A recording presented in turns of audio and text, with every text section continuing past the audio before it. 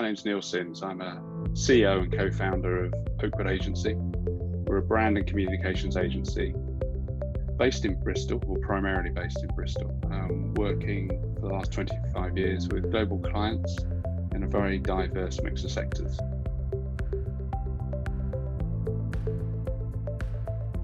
That's an interesting question, because you'll read reports that come out and would tell you or advise you to put a percentage of your turnover into a marketing budget, and it always, if money is allocated elsewhere, that always feels quite a pinch to allocate something like 10% or 7% of your turnover.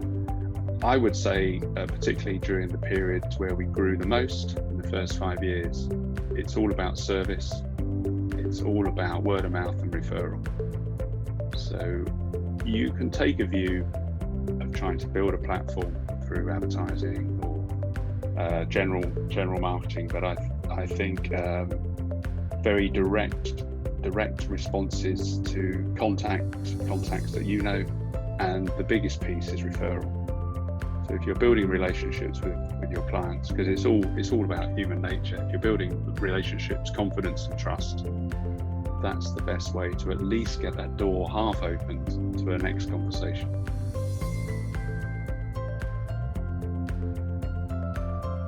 I would say that the co-founder, Phil, and myself pretty much started Oakwood based on the fact we were frustrated by the lack of relationship marketing with our previous roles, or our ability to influence those relationships with our previous roles. The relationship is key for an agency with all their contacts within in the marketing departments across the companies that we work with. It absolutely drives everything we do. Going the extra mile, making sure the client's happy, answering the phone in 3 rings, different things like that. Just being responsive, making the client feel that we are an extension of their team. So there's not one part of that aspect that stands out as being the key to suddenly having relationship marketing working for you. I think it's that point of just being there to listen to your customer, provide a service they can't find or can't do themselves, and do it beyond their expectations.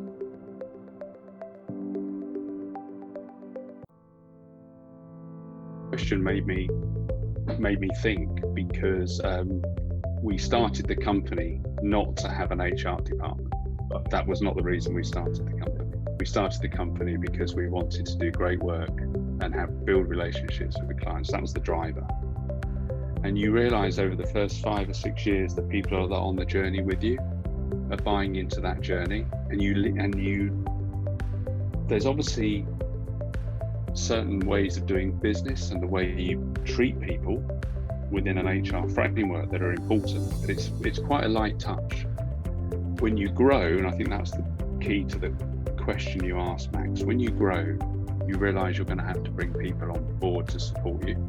They have to understand the journey that Oakwood is on, why it existed and why it came to being to start with. And when you start to get to a point where you need managers and a structure within the business, that's where your level of, you always have a responsibility to your employee, but actually it's relatively easy to respond to an employee when you're all in the same room. When you become groups of people and you become tribes that are sitting in separate rooms because of your success you've grown, you're then trying to understand everyone has different needs, everyone has different perspectives, and HR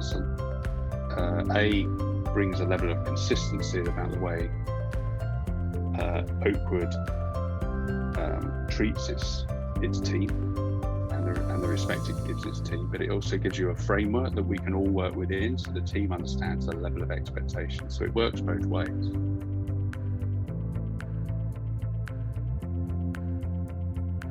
You realize that growth, as much as it is a good thing, brings extra challenges, because you've got to get everyone, you want to get everyone on the same bus, we're on the same journey, and you want that level of enthusiasm and passion that was there from day one to exist across the business. And we need to recognise that people are coming to work in, I talked about us being founded 25 years ago. People are coming to work now in a very different world. There's a level of expectation of flexibility. We need to be more empathetic. We need to provide more training because the requirement with the platforms and the type of work we do is changing. So the HR list never ends. You'll probably agree that what you're doing is HR as a framework is still the same thing, but actually the detail within it is evolving as business expectations and personal need evolves.